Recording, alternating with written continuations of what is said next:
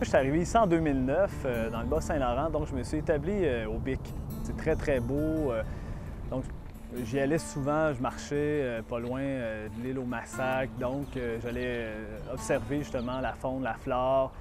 Puis de plus en plus, c'est sûr, là, avec l'événement catastrophique dans le golfe du Mexique, c'est venu m'interpeller énormément.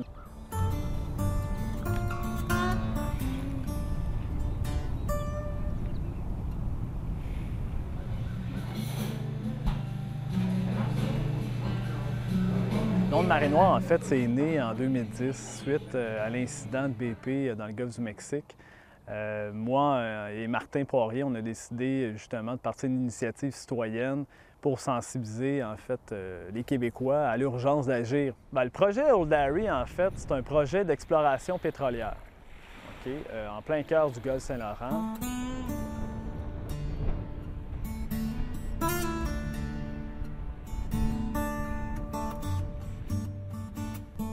Il y a un danger certainement. Le problème est lié aux précautions qui peuvent être prises pour réduire les dangers puis les risques qui sont là. C'est pas impossible, je pense, d'exploiter les hydrocarbures en réduisant au minimum les risques, mais encore faut-il que les autorités gouvernementales, qu'elles soient provinciales ou fédérales, imposent les méthodes de prévention.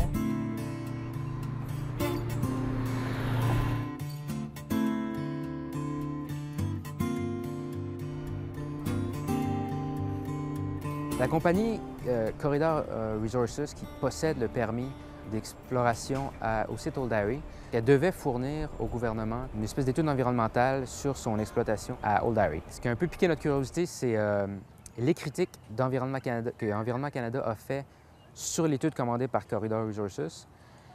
Et puis, vraiment, Environnement Canada a un peu démoli cette étude-là. Dans le cas de ce qu'ils appelaient un pire scénario, là, la nappe de pétrole faisait pas plus de 10 km de diamètre. Et puis ça, évidemment, c'est pas du tout ce que nous, on obtient. Un des problèmes qu'on a trouvé, c'est que dans le modèle, ils ont utilisé les courants moyens, donc moyennés dans le temps. Si pendant 6 heures, le courant est par là, puis 6 heures plus tard, le courant est par là, le courant qui résulte de ça est très faible, dans le fond. Mais en vrai, si on émet du pétrole ici, pendant 6 heures, il va s'en aller d'un côté, pendant 6 heures, il va envoyer de l'autre bord. Donc, la nappe de pétrole va se faire tout déchirer par les courants. Et ce qui n'est pas pris en compte si on considère seulement que la moyenne de ça, c'est un tout petit courant qui va dans une direction. Ouais, salut Daniel. Je t'ai trouvé ton appareil. OK.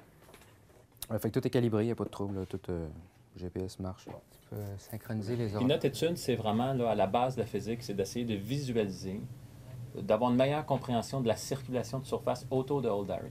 Puis une façon de le faire, c'est d'injecter un colorant artificiel puis de voir comment ce colorant-là se déplace. Majoritairement, le colorant frappe la côte de Terre-Neuve. La côte ouest de Terre-Neuve, c'est ce qu'on a remarqué quand on fait des statistiques sur la centaine de simulations qu'on a, c'est que principalement, c'est la côte de Terre-Neuve qui est affectée.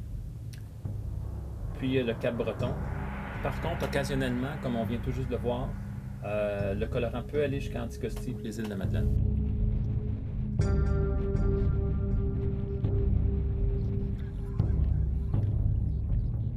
Pensez juste à Exxon Valdez en Alaska, quand il y a eu le naufrage en 1989.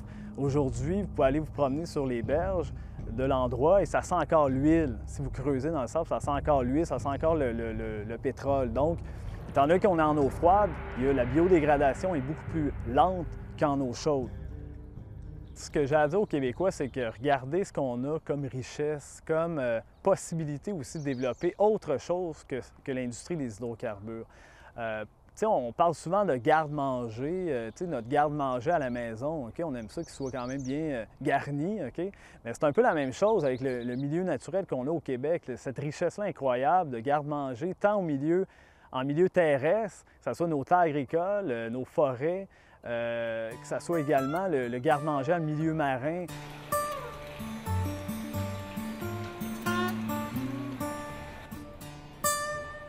Les groupes environnementaux peuvent paraître parfois avoir des actions un peu extrêmes, mais finalement, au bout de plusieurs années, souvent, on se rend compte que oui, ça a été utile puisque ça l'a réveillé le public et ça a aussi réveillé les politiciens qui, eux, sont sensibles à peu près uniquement à l'opinion publique.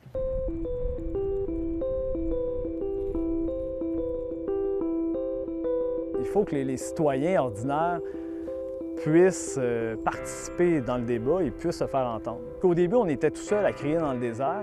Puis là, aujourd'hui, ce que je vois, c'est une grande intelligence citoyenne partout au Québec, tant les gens dans le dossier des gaz de schiste, tant au niveau des gens avec la coalition Saint-Laurent dans le golfe Saint-Laurent.